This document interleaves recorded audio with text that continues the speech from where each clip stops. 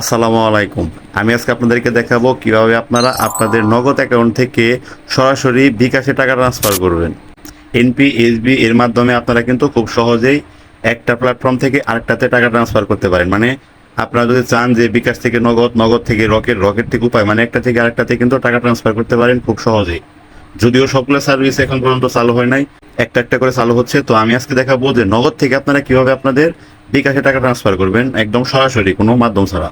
তো আমার মোবাইলের স্ক্রিনটা লক্ষ্য করুন, আর এরকম ভিডিও কন্টিনিউ পেতে চ্যানেলটি সাবস্ক্রাইব করে রাখতে পারেন, কারণ আমি এই চ্যানেলে নিয়মিত এই ধরনের প্রয়োজনীয় ভিডিওগুলাই আপলোড করে থাকি।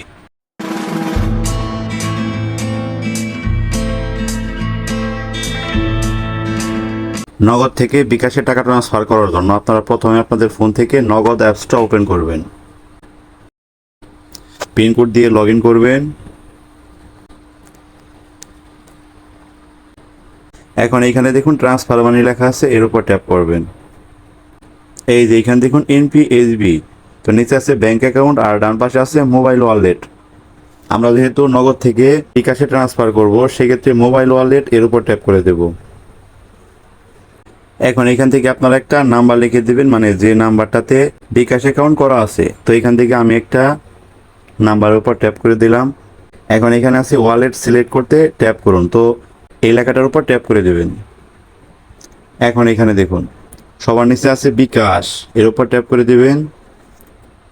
এখন এখানে টাকার পরিমাণ লিখবেন, দেখুন নিচের দিকে কিন্তু সাজেস্ট করতেছে, তো অন্য অ্যামাউন্টও আপনারা দিতে পারেন। তো পরিমাণ লেখা, এর উপর ট্যাপ করে দিয়ে এখানে আপনারা একটা নির্দিষ্ট অ্যামাউন্ট লিখে দিতে পারেন।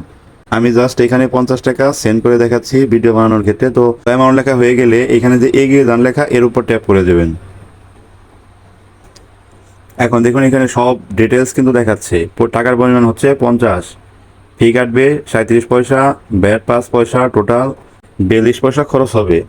রেফারেন্সে আপনারা আপনাদের নাম দিয়ে দিতে পারেন। আর এখান থেকে আবার যদি আপনারা পিন নাম্বার দিয়ে দেন, পিন নাম্বার দিয়ে দেওয়ার পর যে পরবর্তী লেখা, এর উপর ট্যাপ করে দেবেন। এখন এইখানটাতে যদি ট্যাপ করে ধরি, তাহলে দেখবেন যে এই টাকাটা কিন্তু সরাসরি চলে যাচ্ছে ওই বিকাশ নাম্বারটাতে।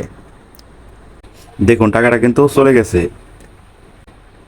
আমার সরাসরি বিকাশে কিন্তু টাকাটা চলে গেছে। যেহেতু বিকাশ নাম্বারটাও আমারই, সেক্ষেত্রে আমি এসএমএসটা আপনাদেরকে দেখাই।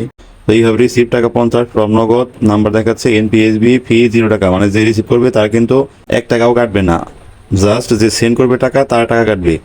তো ভিডিওটা বুঝতে অসুবিধা হলে অবশ্যই কমেন্টে জানাবেন, আর ভিডিওটা ভালো লেগে থাকলে অবশ্যই লাইক, কমেন্ট বা শেয়ার করে পাশে থাকবেন।